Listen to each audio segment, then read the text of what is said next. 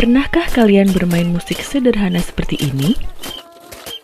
Mengapa kaleng yang ditabuh menghasilkan bunyi? Bagaimana bunyi kaleng yang ditabuh dapat terdengar oleh telinga kita? Kaleng yang ditabuh akan menghasilkan bunyi. Bunyi tersebut akan kita dengar karena Tuhan Yang Maha Esa telah menganugerahkan kita indera pendengar, yaitu telinga.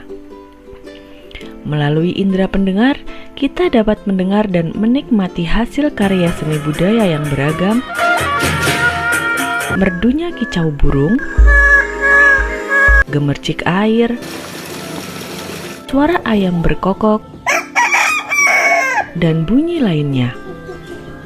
Oleh karena itu, sudah sepantasnya kita selalu bersyukur atas karunia yang Tuhan berikan.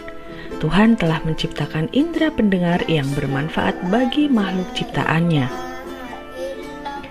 Coba tirukan video berikut ini. Apa yang tanganmu rasakan? Adakah getaran yang terasa di tanganmu? Perhatikan pula video berikut. Apakah yang terjadi pada senar gitar ketika dipetik? Ketika kita bersuara, tenggorokan kita terasa bergetar. Begitu pula ketika senar gitar dipetik, senar gitar nampak bergetar.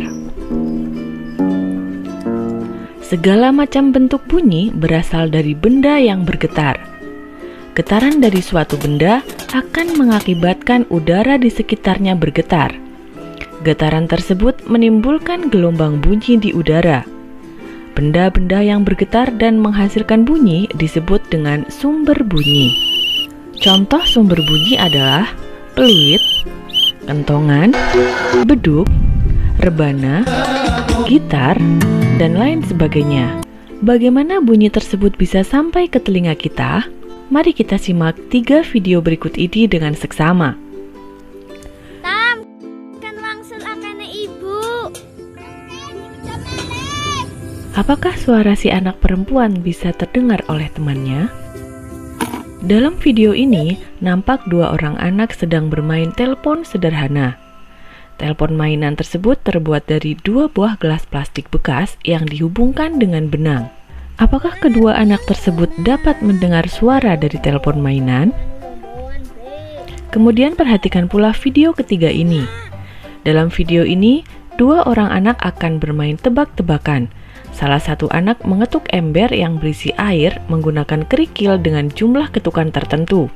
Sementara anak yang lain akan mendengarkan suara ketukan dari dalam air menggunakan corong.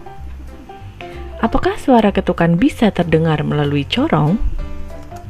Nah, dari ketiga video ini, kita memperoleh data bahwa pada video pertama, suara si anak perempuan dapat terdengar oleh temannya. Pada video kedua, suara kedua anak dapat terdengar melalui telepon mainan. Begitupun pada video ketiga, suara ketukan dapat didengar oleh si anak yang menggunakan corong. Mengapa demikian?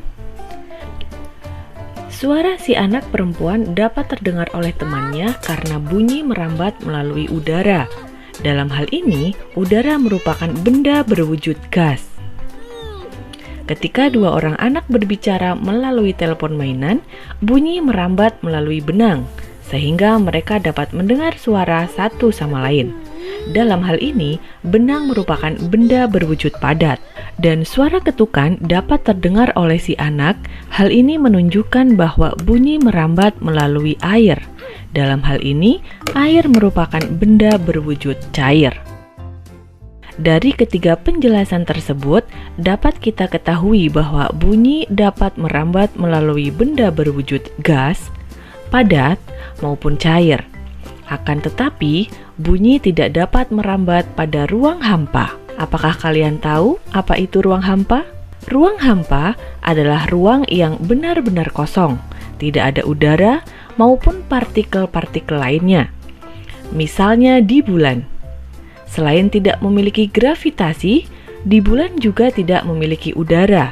Hal ini menyebabkan para astronot tidak bisa berkomunikasi seperti di bumi.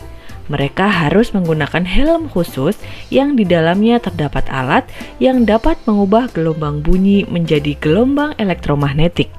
Adakah di antara kalian yang bercita-cita menjadi astronot? Dari pembelajaran ini dapat kita simpulkan bahwa 1. Bunyi adalah getaran yang merambat. 2. Benda-benda yang bergetar dan menghasilkan bunyi disebut sumber bunyi. 3.